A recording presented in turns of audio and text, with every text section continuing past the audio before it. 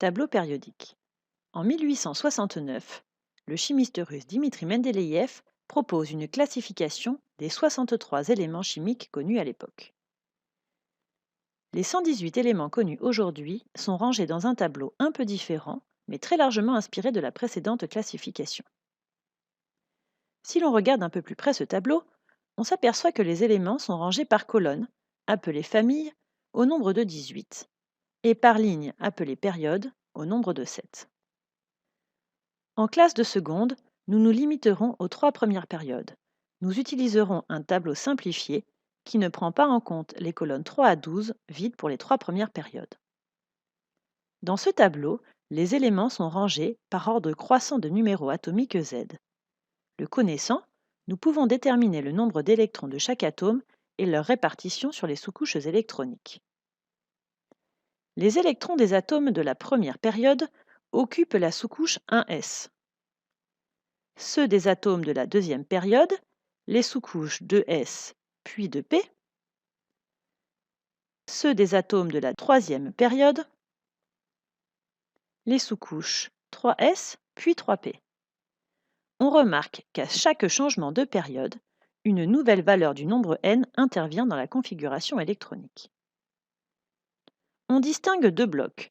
Le bloc S, qui correspond au remplissage des sous-couches S, colonnes 1 et 2, et le bloc P, qui correspond au remplissage des sous-couches P, colonnes 13 à 18. Remarque, l'élément hélium est une exception.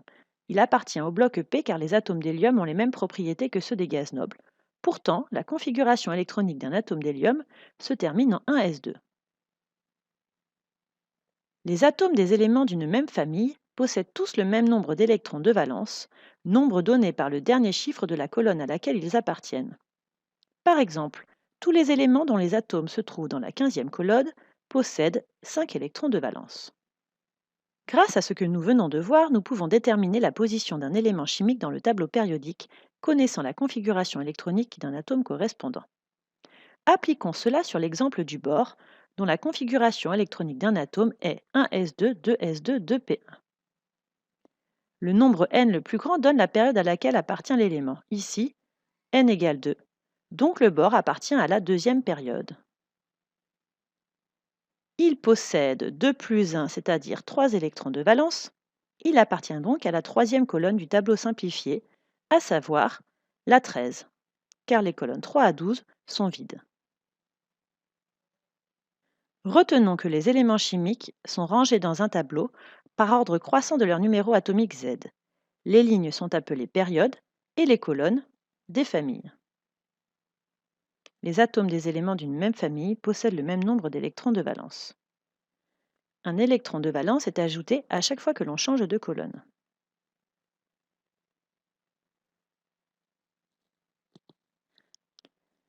À chaque changement de période, une nouvelle valeur du nombre n intervient dans la configuration électronique. Réalisons un petit test de 3 questions. Mettez en pause lorsque le symbole suivant s'affiche pour prendre le temps de répondre. Question 1. Les atomes des éléments d'une même famille possèdent le même nombre d'électrons, la même couche électronique de valence, le même nombre d'électrons de valence. Les atomes d'une même famille possèdent le même nombre d'électrons de valence. La réponse C est correcte, mais pas le même nombre d'électrons ni la même couche électronique de valence. Les réponses A et B sont erronées. Question 2. Choisir la bonne réponse. La configuration électronique d'un atome d'azote est 1s2, 2s2, 2p3. L'élément azote appartient à la 17e colonne, appartient à la deuxième période et à la 15e colonne, appartient à la première période et à la 7e colonne. Le numéro de la couche de valence est n égale 2. L'azote appartient donc à la deuxième période. L'atome d'azote possède 2 plus 3, soit 5 électrons de valence. Il appartient donc à la 15e colonne. La réponse B est correcte. Question 3. Choisir la bonne réponse. L'argon appartient à la troisième période et à la 18e colonne. Quelle est la configuration électronique d'un atome d'argon?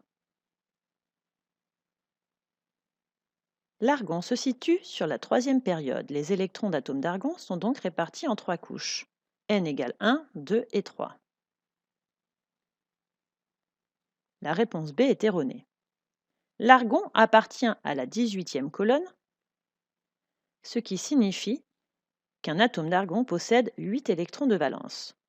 Un atome de configuration A possède 2 plus 6, c'est-à-dire 8 électrons de valence. Un atome de configuration C, 2 plus 4, soit 6 électrons de valence. La proposition A est donc correcte.